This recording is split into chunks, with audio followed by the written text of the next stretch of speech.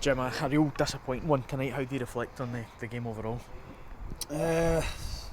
Listen, I didn't think there was a great deal between the two teams in the opening 25 minutes of the game. I thought it was fairly even, but then obviously they scored in 28th minute, and from there on I felt that they completely dominated the game, and I think the goal took a bit of zapped the life out of a lot of people, I think, in the team, which was extremely disappointing because we experienced similar against Ross County only 10 days ago, and we showed a really positive reaction to that one, got ourselves back in the game and then went on to win it. But then scoring the second goal 5 minutes later, then it made it a real uphill task, and unfortunately we weren't able to recover.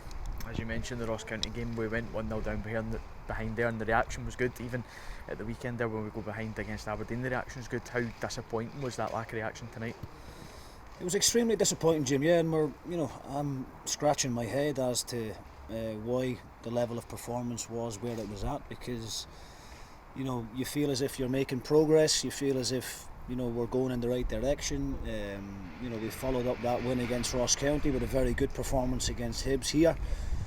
Everybody that was at the game agreed we should have took something from the game, and Saturday against Aberdeen was no different. But tonight, I'm not looking for excuses or anything like that. I mean, but I wonder, is it maybe the games have come so thick and fast over the last couple of weeks that maybe the fatigue is starting to show in one or two, and that's something that we'll have to look at for the weekend and see how we can go about freshening things up. Yeah, big Gary McKenzie came off injured after less than 10 minutes. How much did that affect things, and how is he? It's always going to affect any team when one of your main players comes off, and particularly in such a key position in the game, in the team. So obviously having to move Paul McGinn from his natural right back position into centre half isn't ideal.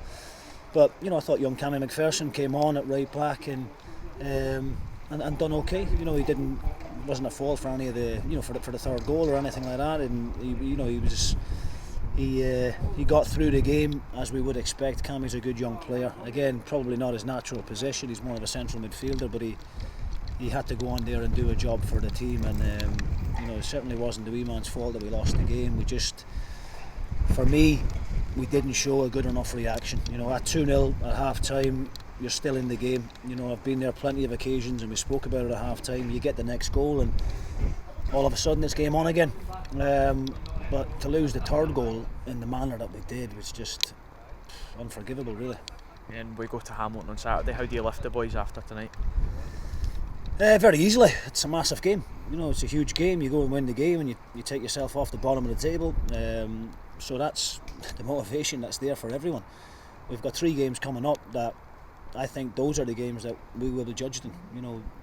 To go up to Pittodrie at the weekend and lose is no surprise to anyone, because Aberdeen are miles ahead of us in terms of the squad size and quality and everything else that goes with it. I think Motherwell are probably an example of a team that I think we should be trying to replicate in terms of the recruitment, the way they've went about it.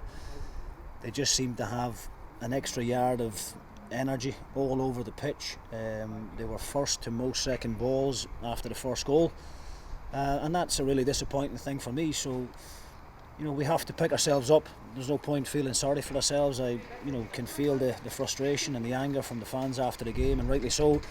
To lose 3-0 at home to anyone is unacceptable. So we've got to assess it, analyse it tomorrow, and try and come up with a team and a system that suits us going to Hamilton and that gives us every chance of winning the game. Kirk Broadfoot obviously missed out again today, and Sam Foley wasn't available. How are they both getting on? Look, I mean, obviously Sam has been massive for us all season and played every game prior to tonight. Unfortunately, he felt his hamstring up at Pittodrie and had to come off. And we'll just assess him over the next couple of days. Kirk, on the other hand, has got still got the problem with his foot. We're not quite sure yet of the time scale with that one. But they're 2 massive players for us, and add Gary McKenzie now to that list as well. We're starting to look a little bit light all of a sudden when you look at the strength and depth that we've got. We've got plenty of options in the forward areas, but when you take those 3 defensive minded guys out of it, then all of a sudden we look a little bit weaker. Jim, thanks very much for your time.